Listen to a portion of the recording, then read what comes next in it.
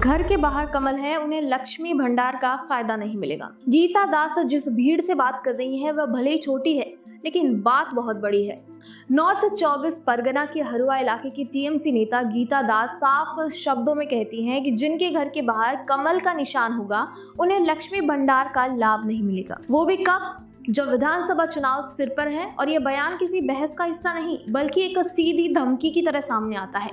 यह कोई घुमा फिरा कर कही गई राजनीतिक लाइन नहीं है, बल्कि वह बात है जो आमतौर पर बंद कमरों में कही जाती है। नमस्कार, मैं प्रतिभा और आप देख रहे हैं द पैम्फलेट। देखिए, अब अगर इस एक बयान को अलग से देखा जाए तो इसे एक नेता की जुबान फिसलना कहकर टाला जा सकता है, लेकिन समस्या ये है कि बंगाल की राजनीति में ये कोई नई चीज नहीं है। पिछले कुछ वर्षों में अलग अलग जिलों से अलग अलग स्तर के नेताओं से बार बार एक ही तरह का संकेत निकलकर सामने आते रहे हैं कि सरकारी योजनाएं कागज पर भले सबके लिए हों, लेकिन जमीन पर उनका इस्तेमाल अक्सर राजनीतिक वफादारी इंश्योर करने के लिए किया जाता है। अप्रैल 2026 में ही मगरहाट वेस्ट के एक टीएमसी यूथ प्रेसिडेंट पर आरोप लगा था कि उन्होंने ये धमकी दी कि अगर उनके बूथ से पार्टी को बढ़त नहीं मिलती तो लक्ष्मी भंडार जैसी स्कीम स्थायी रूप से बंद कर दी जाएंगी। पश्चिमी मेदिनीपुर में एक पंचायत प्रधान का वीडियो सामने आता है जिसमें वह साफ तौर पर ये कहते हुए सुने जा सकते हैं कि जो लोग ट्विन फ्लावर को वोट नहीं देंगे उन्हें नतीजों के बाद उसके परिणाम भुगतने होंगे।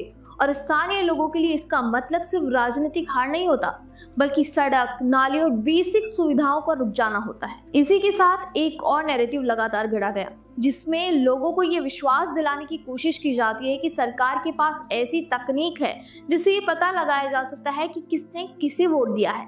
बीरभूम और हुगली जैसे जिलों में बूथ स्तर के नेताओं द्वारा ये कहा जाना कि सॉफ्टवेयर से सब दिखता है किसी तकनीकी सच्चाई से ज्यादा एक साइकोलॉजिकल हथियार है, क्योंकि भारतीय मतदान प्रणाली की प्राइवेसी इसी तरह की ट्रैकिंग की अनुमति नहीं देती।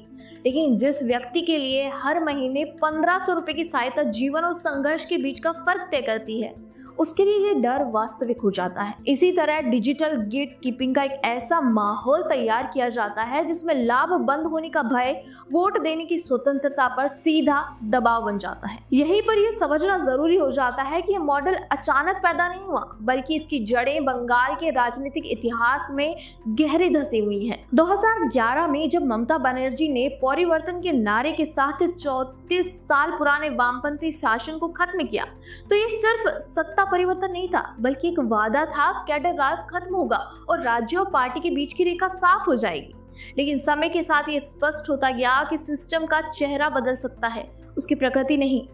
जिस चीज को खत्म करने का वादा किया गया था वही एक नए रूप में वापस आ गई। सीपीएम के दौर में ये नियंत्रण अधिक प्रत्यक्ष और संरचनात्मक था। 1977 से 2011 तक स्थानीय पार्टी यूनिट, चाहे वह अंचल कमेटी हो या मोहल्ले का पार्टी ऑफिस, एक पैरेलल गवर्नमेंट की तरह काम करती थी।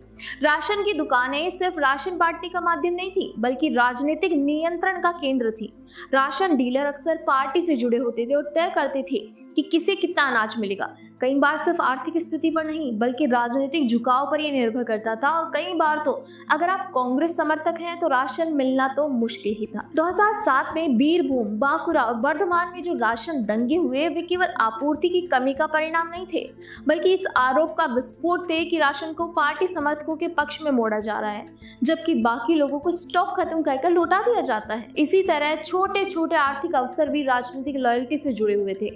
80 और 90 के दशक में साइकिल वैन चलाने का लाइसेंस हो या किसी सरकारी योजना के तहत लोन लेना हो, पंचायत या स्थानीय पार्टी नेतृत्व की सिफारिश अनिवार्य होती थी। फॉर्म जी जैसी प्रक्रियाएं कागज पर प्रशासनिक थी, लेकिन व्यवहार में वे राजनीतिक फिल्टर बन जाती थी। वोटर लिस्ट के संशोधन में भी आरोप लगते रहे कि विरोधी विचार रखने वाले लोगों के नाम गायब कर दिए जाते हैं या उन्हें दूसरे बूथों में शिफ्ट कर दिया जाता है, जिससे उनका राजनीतिक और आर्थिक दोनों तरह का अधिकार प्रभावित होता है। 2011 के बाद जब टीएमसी सत्ता में आई तो उसने इस पुराने ढांचे को तोड़ने की बजाय उसे एक नए रूप में ढाल दिया। धीरे धीरे राशन की जगह डायरेक्ट बेनिफिट ट्रांसफर ने ले ली। लक्ष्मी भंडार जैसी योजनाओं के माध्यम से पैसा सीधे बैंक खाते में आने लगा और ये दिखने लगा कि बीच का मिडिलमैन खत्म हो गया है। लेकिन असल में मिडिलमैन गायब नहीं हुआ, बल्कि उसका रूप बदल गया। अब वह राशन डीलर नहीं बल्कि लोकल स्ट्रॉन्गमैन, पार्टी कार्यकर्ता या पंचायत स्तर का एक प्रभावशाली व्यक्ति बन गया है, जो ये संकेत देता है कि सूची में नाम रहेगा या नहीं। फॉर्म पास होगा या पेंडिंग रहेगा, ये सब पूरी तरह निष्पक्ष प्रक्रिया नहीं है। दुआरे सरकार जैसे कैंप जो कागज पर प्रशासन को जनता के दरवाजे तक ले जाने की कोशिश है, कई जगहों पर शिकायतों के केंद्र भी बने हैं।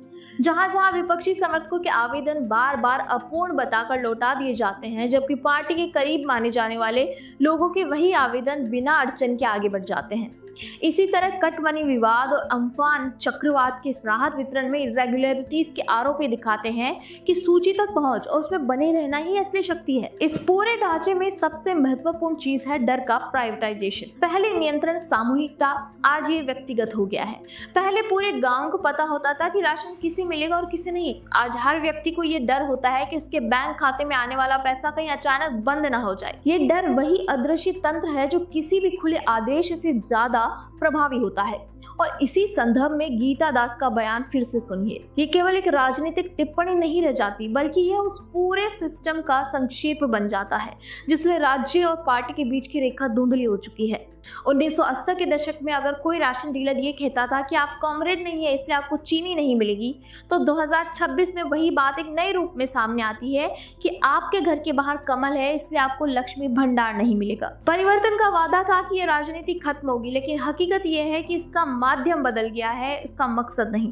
गीता दास ने जो कहा वह शायद पहली बार इतने सीधे तरीके से कैमरे पर रिकॉर्ड हुआ, लेकिन वह उस साइलेंट कॉन्ट्रैक्ट की आवाज है जो बंगाल की राजनीति में दशकों से चलता आ रहा है, जहां अधिकार और वफादारी के बीच दूरी हमेशा बहुत कम रखी गई है। और यही इस कहानी का सबसे असहज सच है कि बंगाल में वेलफेयर योजनाएं केवल सामाजिक सुरक्षा का साधन नहीं रह गई हैं, बल्कि वे एक ऐसे राजनीतिक तंत्र का हिस्सा बन चुकी हैं जहां लाभ मिलना और न मिलना अक्सर इस बात पर निर्भर करता है कि आप किसके साथ खड़े दिखाई देते हैं। आपके इस बारे में क्या विचार है, हमें कमेंट बॉक्स में जरूर बताएं। वीडियो पसंद आए तो लाइक शेयर सब्सक्राइब करना ना भूलें।